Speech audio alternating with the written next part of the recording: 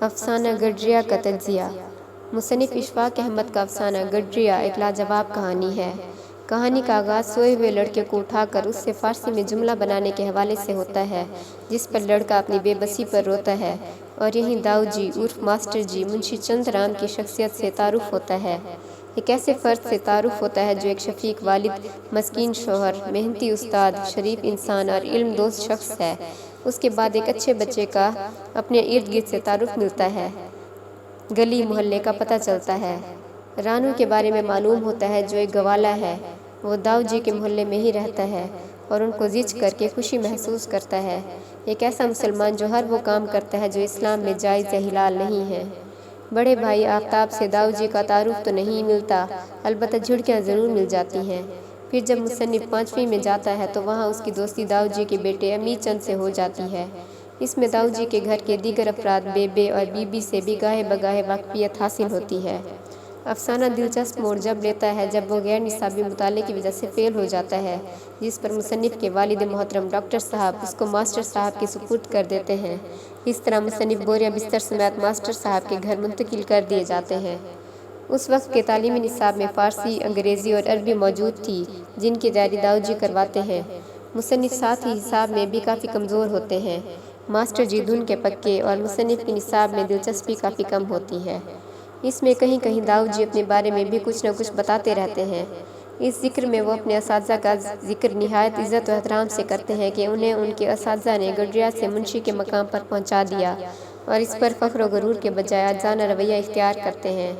یہیں یہ بھی معلوم ہوا کہ علم حاصل کرنے کے سلسلے میں داؤ جی نے بہت مشکلات بھی سہیں۔ ایک مسلمان کا ہندو کے گھر رہنا، پڑھنا اور اس معاشرے میں کیا کچھ چل رہا تھا، سب کا کچھ نہ کچھ ذکر اس افسانے میں آیا ہے۔ اس میں داؤ جی جیسے ایک مخلص استاد کا ذکر ہے جو اپنی گزر اوقات کے لیے عرضی نویسی کا کام کر رہا ہوتا ہے۔ ایک ایسے استاد کا ذکر حضرت اسماعیل چشتی، جس نے ذات پات، رنگ و نسل، مذہب، قوم سب کے فرق کو مٹا کر علم بانٹا۔ ایک ایسے استاد کا بھی ذکر ملتا ہے جو نابینا، حکیم ناصر علی سیستانی تھے مگر علم کی روشنی رکھتے تھے۔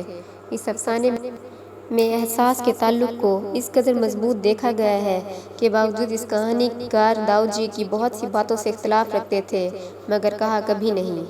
داؤ جی کس طرح ایک ایسے لڑکے کو پڑھاتے ہیں جو پڑھائی میں زیادہ دلچسپی نہیں لیتا۔ اس دوران وہ بار بار اسے سمجھاتے ہیں، مشق کرواتے ہیں، دن ہو یا رات سبق دہراتے ہیں، ایک ہی بات الگ الگ انداز میں پوچھتے ہیں۔ اس دوران مصنف قدرے چڑچڑے بھی ہو جاتے ہیں اور نامناسب الفاظ سے نوازتے ہیں، جس پر بعد میں کبھی شرمندہ بھی ہوتے ہیں، مگر داؤ جی برا مانے بغیر اپنے فرض کو ادا کرنے میں لگے رہتے ہیں۔ داؤ جی کو اس کی صحت کی بھی فکر ہوتی ہے، اسی بنا پر پیار سے کبھی گولو مولو اور کبھی موٹا ہو جائے گا کہہ کر صبح کی سیر کے لیے کہتے ہیں اور اٹھانے کی کوشش بھی کرتے ہیں، مگر ایک دفعہ کے علاوہ وہ ماسٹر جی کے ساتھ جانے سے توبہ کر لیتا ہے۔ اس افسانے میں داؤ جی مسلسل محنت اور ہمت نہ ہارنے کا کہتے ہیں، مایوسی سے منع کرتے ہیں۔ داؤ جی کی مسلسل مخلصانہ کوششوں کی بنا پر ایک بہت عام ذہانت رکھنے والا لڑکا آخر کامیاب ہو ہی جاتا ہے۔ مصنف آگے پڑھنے کے لیے کس قصبے سے باہر چلا جاتا ہے۔